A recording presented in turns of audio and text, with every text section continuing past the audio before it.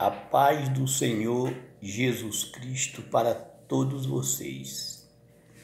Quero convidar a todos vocês para ler comigo hoje em 1 Reis 13. Nós vamos ler um assunto muito interessante. Vamos lá.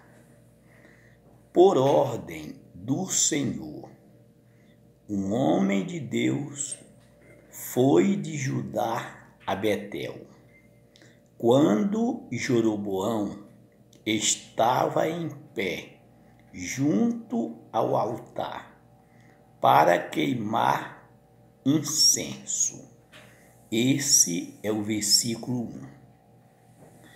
Esse Jeroboão foi um rei muito idólatra.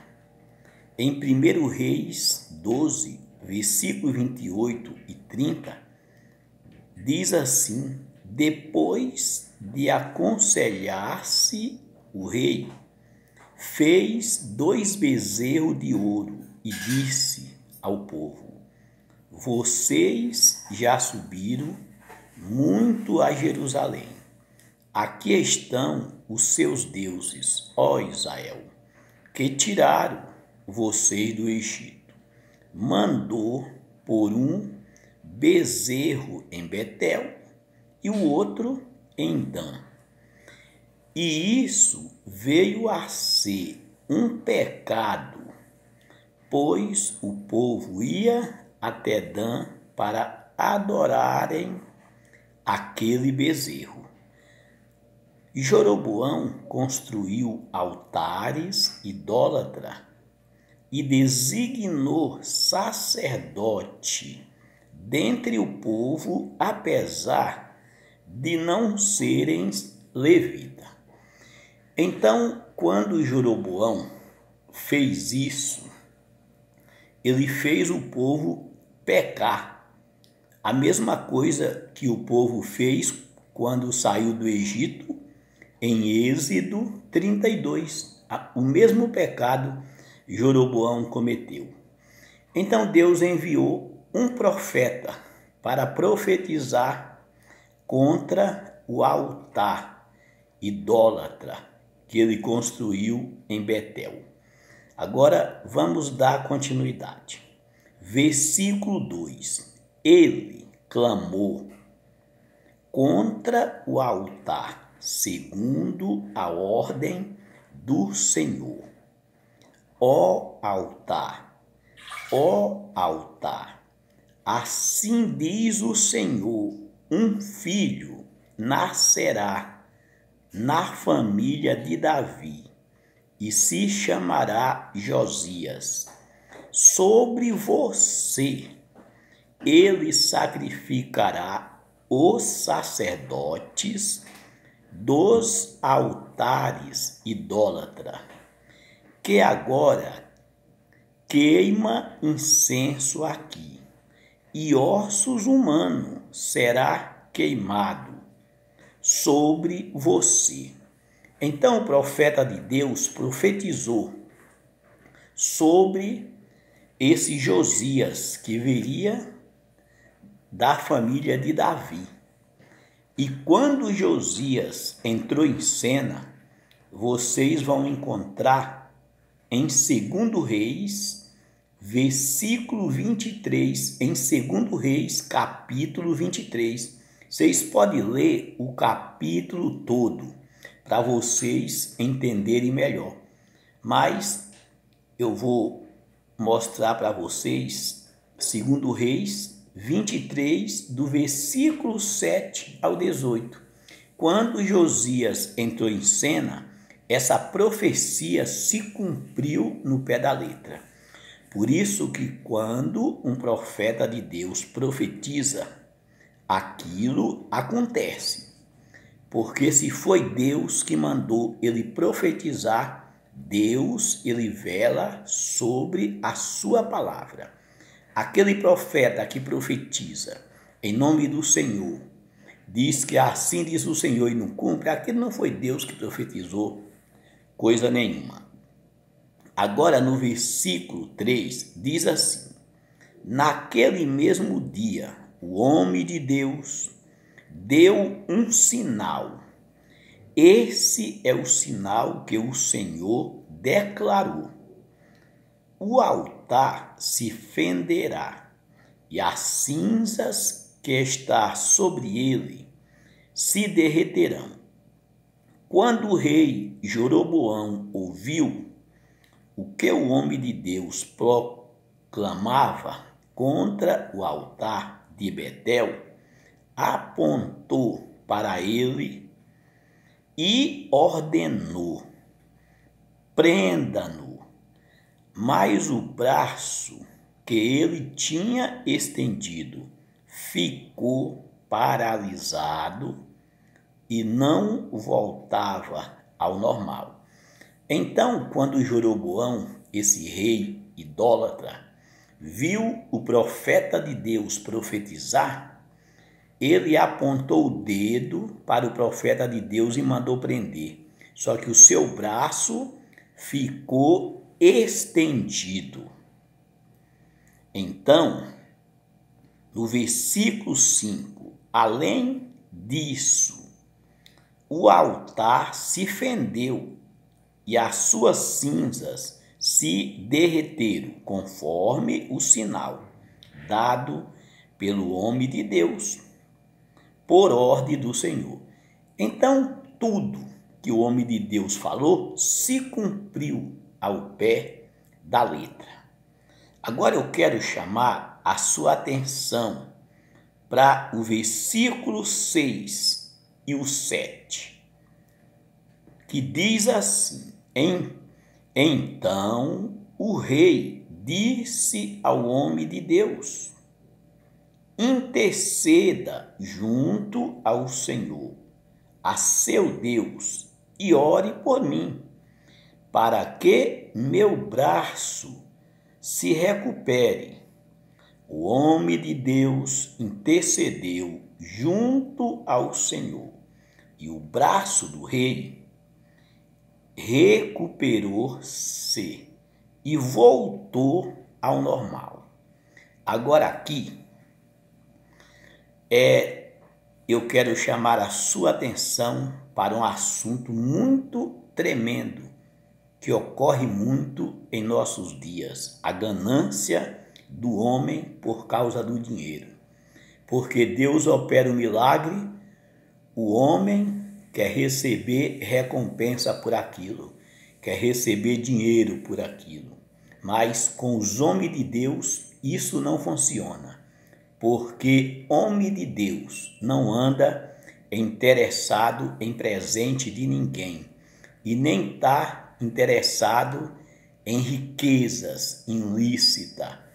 Homem de Deus está preocupado de fazer a vontade do Senhor. Então, no versículo 7, o rei disse ao homem de Deus: venha à minha casa e coma algo, e eu o recompensarei. Então, o rei Jeroboão convidou o homem de Deus, depois que o seu braço foi restituído, para ir na sua casa, comer pão, beber água, e ele ia recompensar. Mas, no versículo 8, o homem de Deus disse: mas o homem de Deus respondeu ao rei: mesmo que me desse a metade dos seus bens, eu não iria com você, nem comeria, nem beberia nada neste lugar, pois recebi essa ordem pela palavra do Senhor: não coma pão, nem beba água, nem volte pelo mesmo caminho por onde foi. Meu irmão e minha irmã, olha a diferença dos profetas de hoje, que se intitula profeta. Se fosse hoje, em nossos dias, alguém convidasse para ir na sua casa, que ia recompensar, eles iam correndo, a maioria deles, eu não falo todos, mas 90% ia correndo. Mas esse profeta não quis. Então, eu quero citar para vocês alguns exemplos. Eu não vou ler, senão o vídeo vai ficar muito longo. Mas vocês podem anotar e ler aí em sua casa depois. Em 2 Reis 5, versículo 15 ao versículo 16, quando Eliseu mandou Naamã mergulhar 7 vezes no Rio Jordão, que ele seria purificado da sua lepra, Naamã foi, mergulhou e foi purificado da sua lepra. Naamã, ele voltou e ele queria recompensar a Eliseu, dar presente a Eliseu, mas Eliseu não quis nada. Eliseu não quis, porque o homem de Deus, ele sabe que não foi ele, foi Deus que fez. Então, é assim que os homens de Deus, que as mulheres de Deus devem proceder nesses dias de hoje. Pegar o exemplo desses profetas do passado. Agora, em 2 Reis 5, versículo 25 ao versículo 27, Geazi, o servo de Eliseu, ele mentiu e ele foi atrás de Naamã pegar os presentes que Eliseu tinha recusado. Quando Geazi voltou, ele ganhou, foi uma lepra. Ele ficou leproso o resto da sua vida e toda a sua família, todos os seus descendentes ficaram leprosos.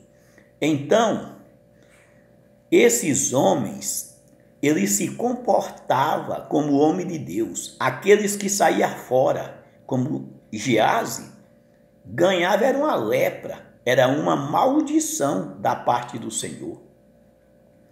Agora, em Números 22, versículo 18 ao versículo 20, quando Balaão ainda não tinha se corrompido, Balaque mandou chamar Balaão para amaldiçoar Israel. E Balaão respondeu as mesmas palavras. Ainda que Balaque me desse todo o seu palácio, seu ouro, sua prata, eu não poderia fazer nada além daquilo que o Senhor me mandar. Então, para você ver que o próprio Balaão, antes dele se corromper, ele honrava a palavra do Senhor. Em Números 24, 12, está escrito a mesma coisa, meu irmão e minha irmã. Um homem de Deus, ele não se corrompe por causa de dinheiro. Aí depois, nos evangelhos, como o evangelho de Pedro, lá no Apocalipse, nós vamos encontrar Balaão se corrompeu. E Pedro fala da corrupção de Balaão.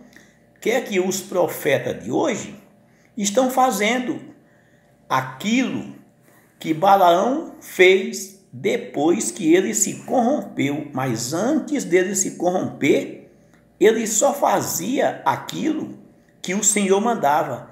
Então, quando você vê um homem, uma mulher de Deus, um homem de Deus, que se intitula como profeta, só buscando bens materiais, dinheiro, é porque ele já se corromperam há muito tempo. Eles já perderam a fé. São profetas como Balaão. Agora, vamos continuar aqui a leitura. No versículo 10. Por isso, quando ele voltou, não foi pelo caminho por onde tinha vindo a Betel. Ora, havia um certo profeta já idoso que morava em Betel. Seus filhos lhe contaram tudo, o que o homem de Deus havia feito naquele dia e também o que ele disseram ao rei. O pai lhes perguntou por qual caminho ele foi. O pai fez uma pergunta aos filhos e os seus filhos lhe mostraram por onde tinha ido o homem de Deus, que vieram de Judá. Então disse aos filhos: sela o jumento para mim. E depois de selares o jumento, ele montou, cavalgou à procura do homem de Deus, até que encontrou sentado embaixo da grande árvore. E lhe perguntou: você é o homem de Deus que veio ajudar? Sou, respondeu. Então o profeta lhe disse: venha à minha casa comer alguma coisa. O homem de Deus disse: não posso ir com você, nem posso comer pão ou beber água neste lugar, porque o próprio Deus já havia advertido: não come pão nessa cidade, não beba água, não volte pelo mesmo caminho, volte por outro. Ele voltou por outro caminho. Mas aí nós vamos continuar a leitura e você vai ver o que uma mentira faz com alguém. Você vai ver que aquele profeta idoso mentiu, aquele profeta lá já velho, idoso, mentiu e o homem de Deus voltou. Aí nós vamos ver o que aconteceu com o homem de Deus. No versículo 17 diz assim: a palavra do Senhor deu-me esta ordem: não coma pão, nem beba água lá, nem volte pelo caminho por onde você foi. O profeta idoso respondeu: eu também sou profeta como você. E um anjo me disse, por ordem do Senhor, faça-o voltar com você para a sua casa, para que coma pão e beba água. Mas ele estava mentindo. Meu irmão e minha irmã, vocês observaram que esse profeta idoso mentiu, dizendo que o anjo do Senhor apareceu a ele por ordem do Senhor.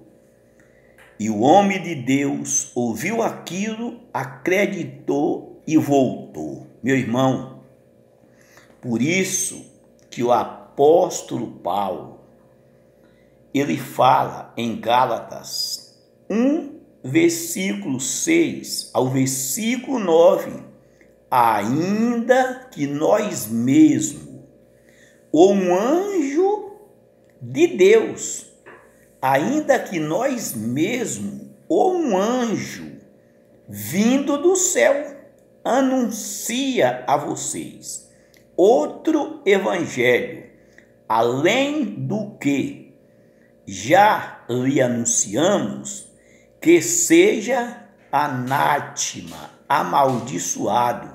E Paulo repete 2 vezes, ainda que nós mesmos, ou um anjo do céu. Não é? Olha que coisa interessante. Não foi isso que esse profeta velho falou? Que um anjo lhe apareceu. E ele mentiu. Ele disse para o homem de Deus o seguinte: o profeta idoso respondeu: eu também sou profeta, como você, e um anjo me disse, por ordem do Senhor. Olha que esse profeta aqui usou o nome do Senhor. Faça-o voltar com você para a sua casa, para que coma pão e beba água. Mas ele estava mentindo, quando Deus já havia falado para o profeta não voltar. Agora vamos ver o que aconteceu com esse profeta que desobedeceu a palavra do Senhor, desobedeceu a ordem do Senhor. É o que vai acontecer com muitos que faz isso em nossos dias. No versículo 19 diz assim: o homem de Deus voltou com ele e foi, comeu e bebeu em sua casa. Enquanto ainda estava sentado à mesa, a palavra do Senhor veio ao profeta idoso, que o havia feito voltar. E ele bradou ao homem de Deus, que tinha vindo de Judá: assim diz o Senhor, você desafiou a palavra do Senhor e não obedeceu a ordem que o Senhor, o seu Deus, lhe deu. Você voltou e comeu pão e bebeu água no lugar onde ele lhe falou que não comesse nem bebesse. Por isso, o seu corpo não será sepultado no túmulo dos seus antepassados.